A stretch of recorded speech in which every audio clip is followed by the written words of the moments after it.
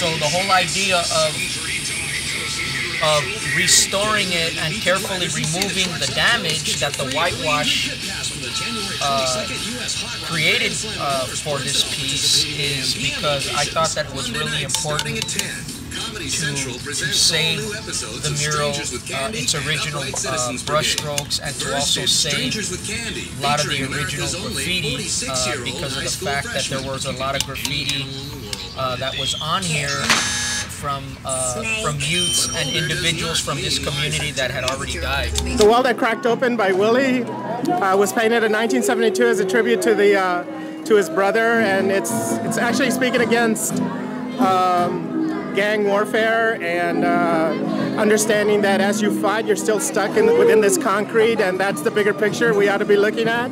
That's where I found him when I had gotten home from going out that night with Patsy, Grunk, and I think Harry was with us too that night. And then I got home and saw my other brother, Val, who's like a little older than my brother that got stabbed. He was coming down the alley and he was like all full of blood, and then he walked up to my car while I was driving to park it, and he just said, they got John. I said, where? He goes, he's over there by the bakery. So I parked and we came over here, and then that's when I saw him and called.